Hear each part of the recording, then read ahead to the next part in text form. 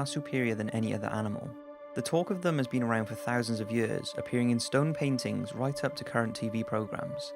Now, although by definition a mythical creature is nothing more than folklore with no proof of its existence, what if there was some truth behind a few of these legends? What if there could be some evidence to prove that they are not so mythical after all, but real-life creatures that may have or still roam the planet? Here are 5 mythical creatures where that could well be the case. As far back as the 12th century, stories of the legendary kraken, the giant squid-like sea creature that terrorizes passing ships, has been passed around by communities and sailors. The legend is thought to have originated in and around the oceans in Norway, Iceland, and even as far as Greenland, and tells the tale of a huge beast that would hunt whales and attack passing vessels with its massive arms, or circle especially large ships until there was enough maelstrom to drag it down into the ocean, taking everyone on board with it. Like all legends, kraken has been exaggerated over the years, and it's thought the first tale of a sighting dates back to the year 1180. At that time, the giant squid, like many sea creatures, would not have been recognised by sailors, leading them to tell stories about a man-eating beast lurking in the depths of the sea. But in reality, the kraken, if the old tales are true, would almost certainly have been some kind of possibly now extinct or undiscovered giant squid.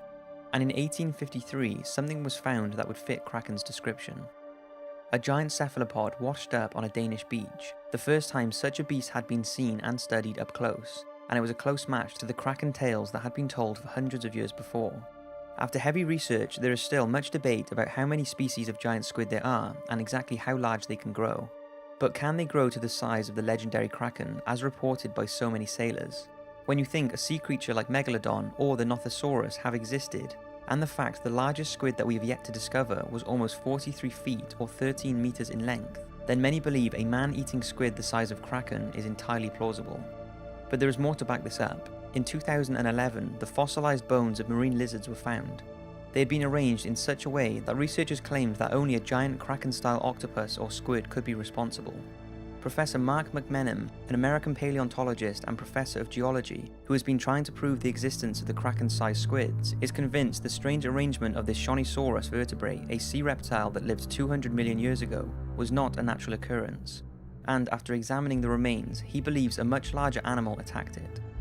He discovered sucker marks on the bones and a snapped neck, and the collection of several bones in one place is consistent with the way a modern octopus would attract its prey to a lair before killing and eating it.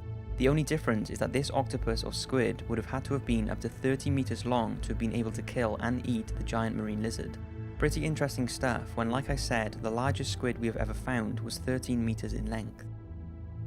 Kraken represents the legendary squid that the sailors would tell tales of, but it seems that the legend could certainly have some truth behind it, and the ocean could well have been or still is home to the giant kraken squid. Mermaids. The mermaid or merman is a mythical creature that is half person and half fish, and although the thought of a human-like creature with a fish tail swimming around the ocean sounds very unlikely, the myth has been going on for literally thousands of years.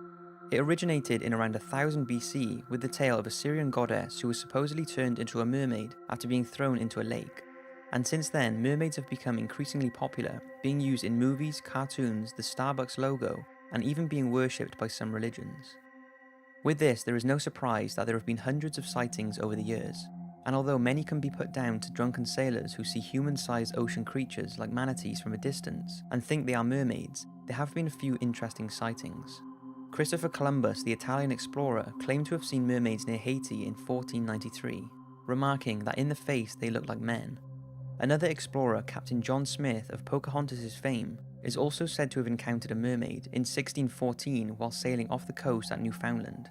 He described the creature as having green hair with big eyes, who he found oddly attractive. That was until he apparently realised she was a fish from the waist down. In 1943, during World War II, several mermaids were apparently spotted by Japanese soldiers on the shores of the Key Islands in Indonesia. The story tells of a Japanese sergeant who went to investigate a dead mermaid and confirmed that it was real. He tried getting scientists to go and study it, but since they did not believe him, nothing more became of it and no mermaid bodies were ever recovered. There is also a story from 1830 that claims a young boy in Scotland spotted a child with a salmon's tail. He was so frightened by it that he threw rocks at the creature and killed it. It's said that villagers buried the creature in a coffin in the local churchyard, but stories like this lose credibility when over the years many hoaxers and showmen have profited from the mermaid legend, asking people to pay to view a real-life mermaid that in reality is just a showwoman dressed up with a fake tail.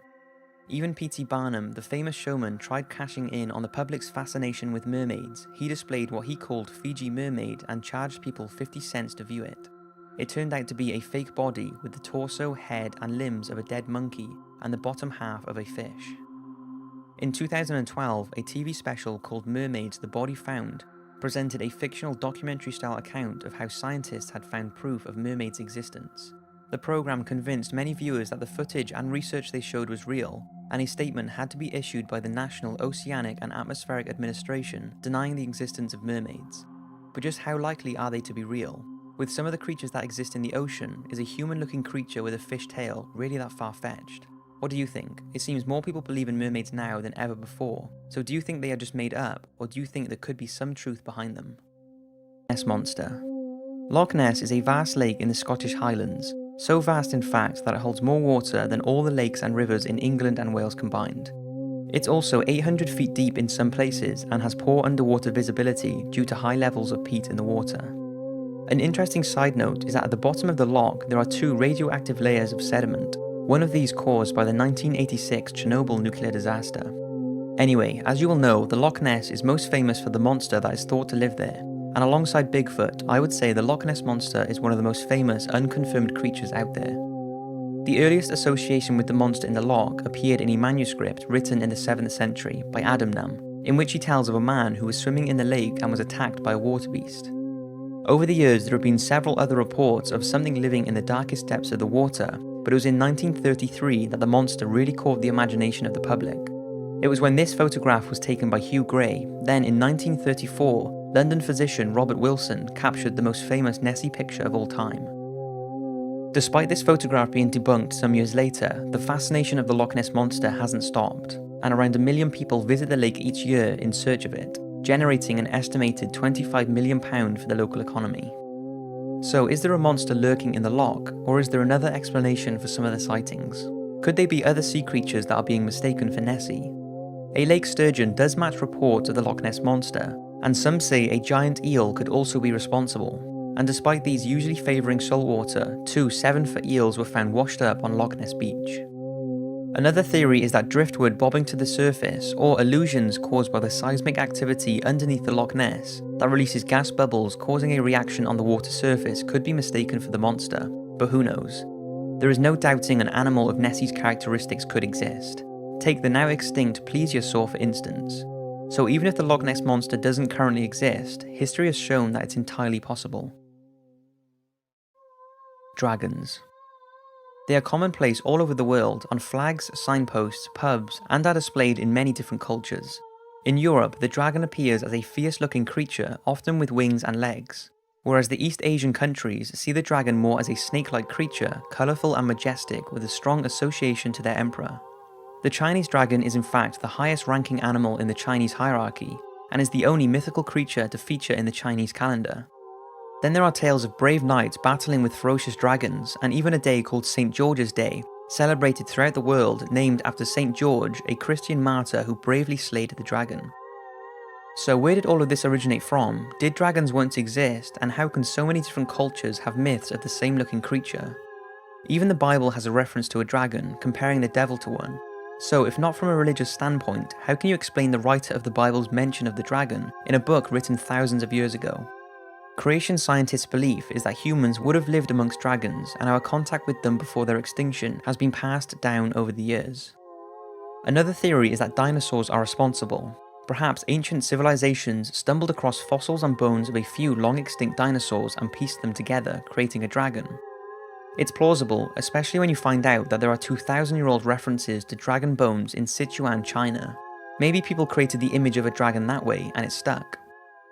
Another theory is that dragons were an early relative to current animals like the dragon snake or flying dragon, but went extinct at the time of the dinosaurs. But there's very little information to back this up, so we may never know if dragons did once exist. But there's no denying they will continue to capture the public's imagination, be it children's films, programs like Game of Thrones, or video games, and I for one would be lying if I didn't want there to be an undiscovered island populated by them. Unlike many mythical creatures, this next one is a fairly modern one. It started in 1995 in Puerto Rico, when 8 perfectly healthy sheep were found dead at a farm. In the months that followed, nearly 1,000 mysterious animal deaths had been reported in the area of Canavanas. They all reported the dead animals had puncture wounds and all the blood had been drained from their bodies. They had no idea what animal was responsible, but since it seemed to favour killing goats, they called it chupacabra, Spanish for goat sucker. Before long, the chupacabra was apparently being spotted and was described as a thick-set creature with long claws, around the size of a small bear, with some saying it had a row of spines from its neck to the end of its tail. For 5 years, there were regular reports of the same unusual attack on animals, but now it was not just in Puerto Rico, but also in Mexico, Chile, Nicaragua, Argentina, and Florida. Many interesting pictures and videos started to surface, but one of the most compelling pieces was by Mrs. Canyon, who lived on a ranch in Texas, that she said was being targeted by the chupacabra, as many of her chickens were being killed and drained entirely of blood. It was in 2007 when she found an unknown creature on the side of the road not far from her ranch. She froze its head for research purposes, and it was thought to have been the first real proof of a chupacabra. Tests were done, and although they were not 100% on what exactly it was, the tests showed that it was likely a coyote and Mexican wolf mix, but Canyon is confident it's a chupacabra and that it's responsible for killing her chickens. It's clear that something has been killing animals and seemingly draining their blood, so what could it be? Some say it was a top secret US government genetics test gone wrong, producing this out of control mutant breed, but scientists studied many dead animal carcasses and were convinced they had been attacked by dogs, coyotes, or raccoons that had been infected with a disease such as mangy that caused hair loss and an unusual appearance. What do you think? Is the chupacabra an undiscovered blood-sucking animal, or is there another explanation for the sightings and attacks?